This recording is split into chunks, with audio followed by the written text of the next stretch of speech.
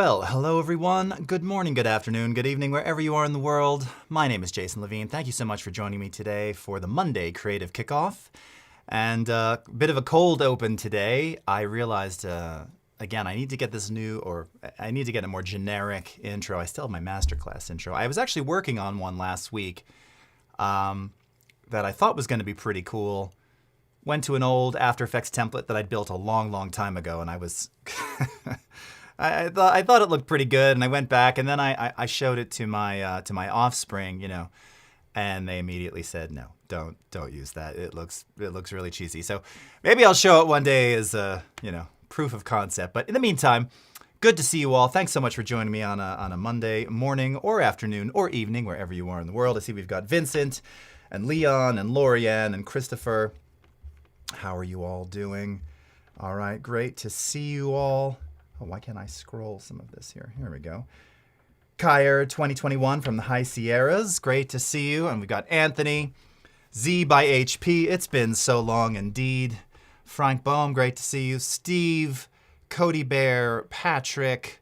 Lovely to have you all. Catherine, how's it going on this Monday? Which I'm going to help you groove through your Monday. So part of what I'm looking to do a little bit later is actually record some drum grooves for you. Well, not for you per se. I mean, you're here. Record some drum grooves and just do some editing and just, kind of emphasize. Funnily enough, I was reading a bunch of things recently. And again, after our AI talk a few weeks ago, there's been a lot of stuff around AI music generation and beyond that, I've seen a lot of requests, and we discussed this around sort of AI-assisted workflows, really just speeding up time. And someone was talking about something on Reddit about, what would be super cool is if I had a bunch of different drum grooves and there was some, AI that could not only organize them, but find the best bits, automatically cut them, loop them, do all the work for me. I thought, actually, yeah, that's interesting. Like that's actually a really interesting and not a far-fetched thing at all. In fact, for those of you who are a little bit more familiar with the GPTs, I'm sure you could write a GPT that could effectively do that. I'm not exactly sure what the training criteria data would be, but yeah, if it understands, here's what 4 bars are in 4/4 time, go find, all the best 4/4 bits that stay in time. It would actually be pretty interesting, and particularly for actual human performance. If it's just trying to cut something electronically generated, obviously you just have endless variation or endless edits because everything would be in time. Anyway, all that to say, great to see you all. Thanks so much for joining. We're probably going to record some drums. And I even, I was going to have a separate camera over by the drum kit. I got a little bit lackadaisical with that, so it'll just be the ring cam, and I'll just dart over there when it makes sense. Now, in the meantime, one of the things that I actually wanted to show you, this is totally a bit more off topic, but I tweeted out this the other day, and I thought this was super cool.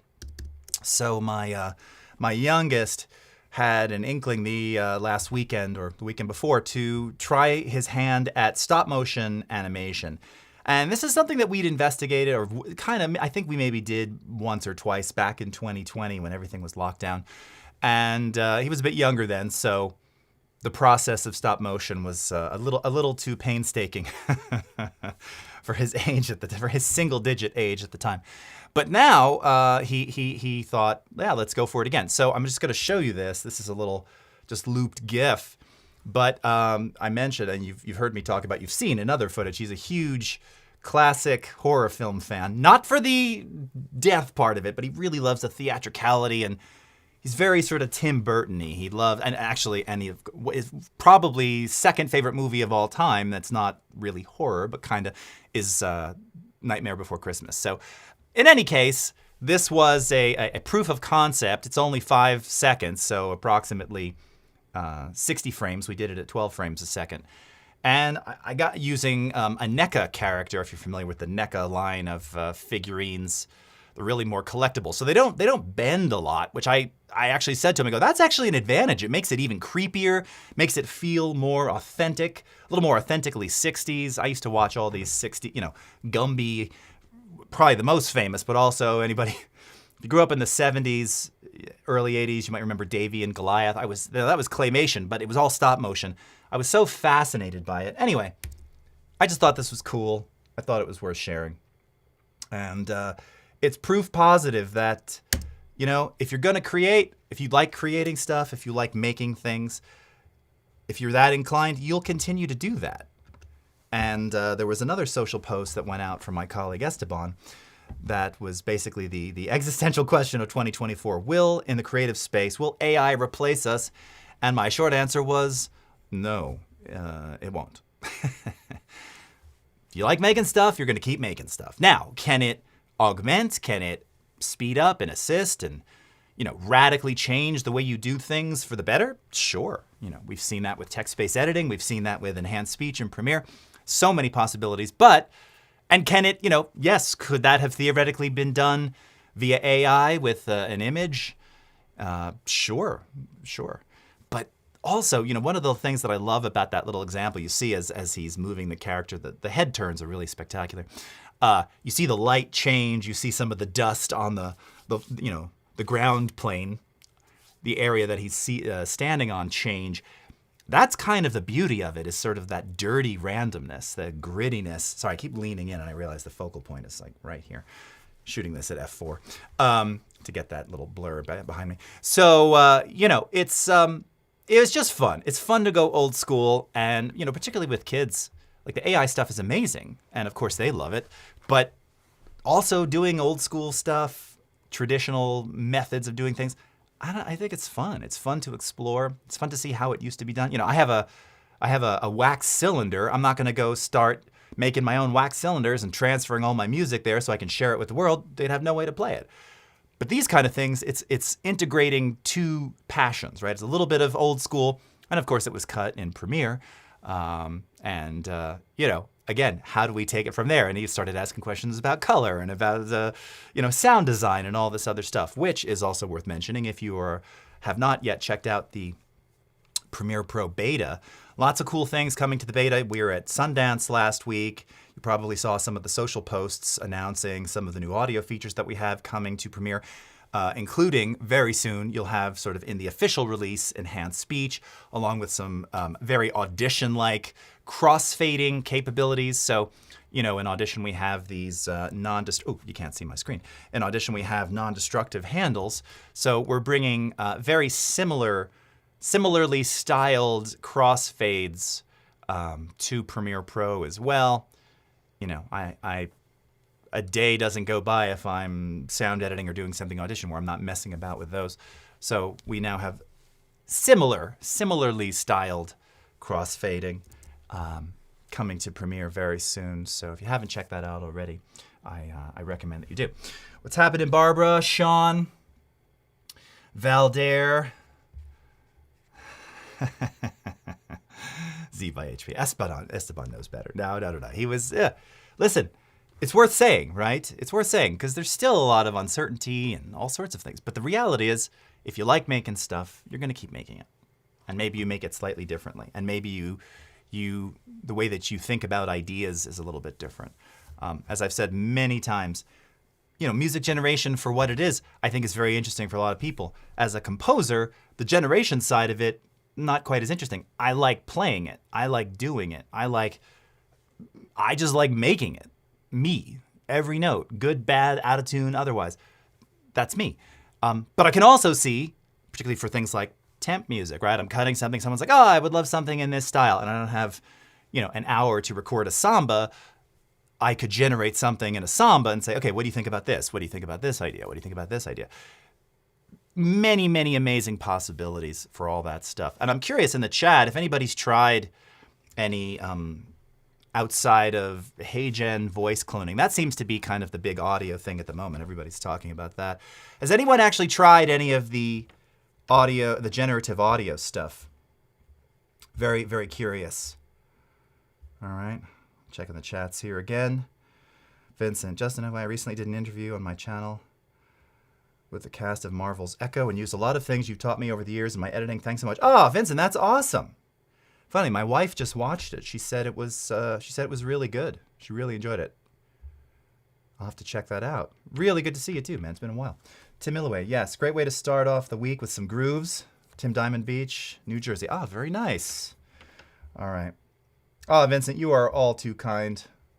You are very, very nice. Thank you. Thank you so much for that. Okay, so let me just quickly set the stage here to, before we get into some morning groove, which to quote my, something I've said a million times, John Lennon has said, you can't make music at 8 or 10 or whatever it is. 10 a.m. is not the grooviest time of the morning, so we'll see. We'll see how it goes. But real quick, so this is, I restored this drum kit behind me, which I've shown many times now. And part of the desire for that was to really recreate the sound of Ringo's 1969, effectively the Get Back kit, the kit that he used in the Get Back film, ultimately Let It Be, Abbey Road. You can see all the towels present there, including using very similar, if not identical, in the case of the kick drum and some of the tom mics that you can't see because they are underneath. They were mic'd from the bottom, how it was done at Abbey Road for this particular series of recordings. Along with the towels, to really capture that identical sort of very, very approaching the 70s kind of sound. It's very muted. There's not a lot of high end. So all of this is specifically that. And just to kind of give you an idea of the sound, and maybe I'll even play it too. This is from an earlier recording that I did. Let's take a quick listen to this. And again, this isn't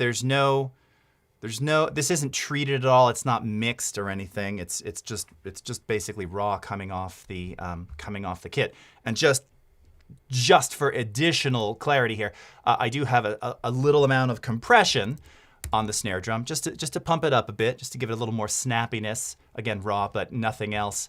You can see there's no other effects here. I had some reverb. I was testing reverb on the floor time. It's disabled. So that's it. Nothing else going on here. And let's take a quick listen to what this sounded like.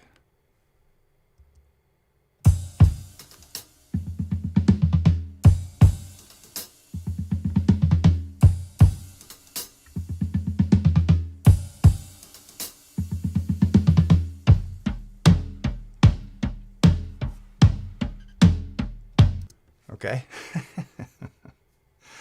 So, if you've ever heard that sound before, if you've ever heard that song before, it's not just about the toweling of the drums, right? By the way, I should also mention for all the audio nerds out there that, it's the same vintage. I'm using, what are they? Oh yeah, the Evans calfskin heads on some of the drums there to mimic, again, the 60s era. The Zildjian cymbals, I've talked about this, they're all, with the exception of the hi-hats. The hi-hats are 1970. They do have the branding. They're like I think they're the rock hat. But the others, the crash and the sizzle, all dark, all super heavy, all the unbranded Zildjians from that era. So I really tried to go for the identical thing. And yes, it needs a little bit of EQ, but on the surface, it's quite spectacular. But beyond that, and this is my point about talking about the human performance here, and this is to inspire all of you creatives to, again, embrace both parts of these things. It's not just about the drums itself and the mic positioning and all that. It's about the feel of, when he's doing those 16th note triplets. It's not just that they're 16th note triplets. Now, you could feed that into, I was going to say Reason. How old is that? I don't know, Ableton, some drum computer, and you could give it that same pattern, and it would be digga-da-digga-da-digga-da-da. But Ringo's style, and again, the style of what that is that there's a bit of there are very distinct dynamics in how that sounds. It's not digga-da-digga-da-digga-da-da, it's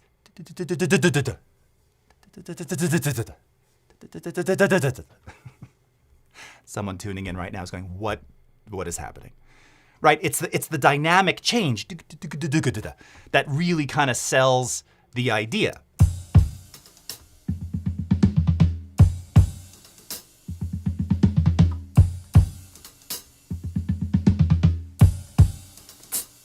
Right?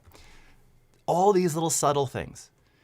And as someone who makes music and, just loves art in general, when I hear that, me, Ringo, you, someone else, whatever, that's what just oh my God, right? Your head just, hair on your arms, if you have it,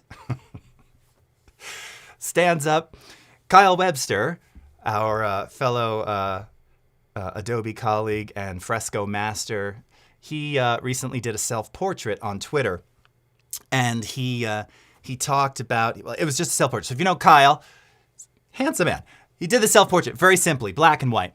And I wrote back and I said, my God, there's something about it that just feels like you. And he came back and said, no, it's easy. You know, he goes, I draw an egg shape, some eyebrows. I'm pretty simple. And I went, no, that's not it. Because it's not just about the stroke. It's about the feeling that I get when I look at it. And I think, God, it's not just a charcoal portrait of you. It embodies the spirit of you in the stroke. Now, you could artificially create that, but knowing he did it is what makes it so exciting for me to see and to appreciate and to love. And then he could take it a step further by, maybe taking that into Illustrator and doing some kind of cool text-to-vector thing to, or even a style match, right, to create additional variations of things and, again, ideate around all kinds of things. So what is the point of all this? Kind of picking up from last week again, it's this kind of continuation of embracing these things, but also I just saw a lot of it last week about, the creative space. There's so much AI development every day, and we're doing so much of it. And the way that we're trying to embrace it is, again, you've heard us say, it's a tool. And we used to have a saying when I started 20 plus years ago. I think our then slogan, it could have been a little bit later, but it was something, tools for the new work. That sounds very early 2000s. That's very .com-y sounding, .com-ish sounding from the sort of late 90s, early 2000s era. But it still sort of applies, right? It is sort of tools for the new work. It's just thinking about new ways of doing the things you've been doing and being more efficient with them, all right? So true, says Cody. Yes, you're someone else too. And, those of you, we all know and love Cody. One of the first people I met when we started streaming, and your particular style and watching you illustrate, even now, when I look at the things you make, every stroke, everything about it has a signature that's yours. And when I see it, and I don't know you that well, but it feels like something that you did organically. And I don't know, it draws me to it. It draws me to it knowing that you did it. And you could say, well, it's fresco, and it's assisting, and it's making the lines better or cleaner, whatever.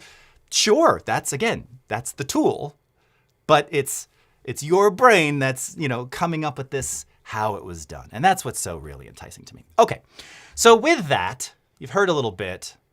Why don't we, let's go for it, all right? Let's see what's going to happen here. So I'm going to put my headphones on. I'm going to switch my view. Create a couple grooves. And we'll have about 7 minutes to edit a few grooves here. Let me get this into record mode. And I'm also going to remember and not forget to turn down this microphone so you don't hear massive amounts of distortion as we're doing that. Okay. Cody, you are so welcome. Yes, and and Jan is saying your own style is always cool, your own signature. Yeah, and by the way, it takes a long time to establish that, and it can change and it can morph and it can do all kinds of things. But as felt style of design, if you see skulls and flowers and beauty, that could be a Paul Trady original. All right, so we've got this all on. I'm gonna go hop over there and we're gonna play a couple of bars and see what happens for a couple minutes. All right, here we go.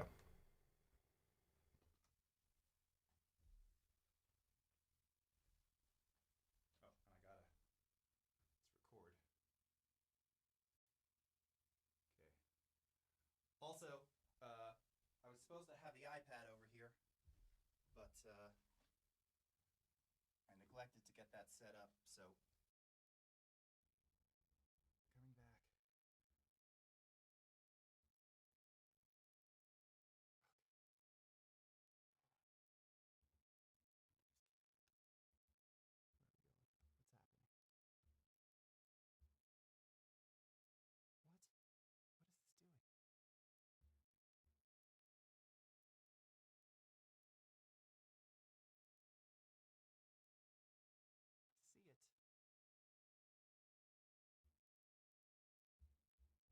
Everything pausing.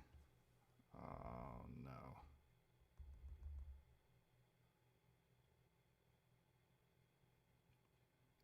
Arg.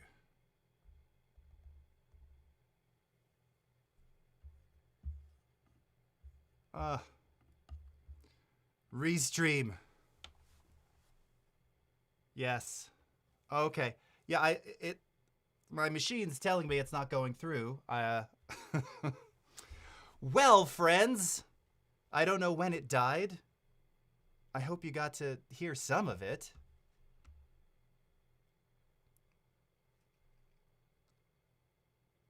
We're gonna have a chat, Restream. I don't know what's happening.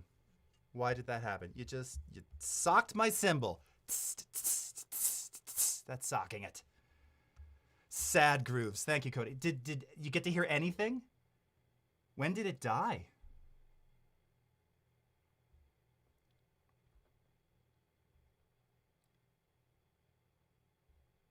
I'm trying to see. Cody said I might be sitting there a while. Okay. Well, unfortunately now that's all the time we have. Oh. As soon as you got to the trap set. Oh, you're kidding. Right when I left the desk. What a horrible... Oh, okay.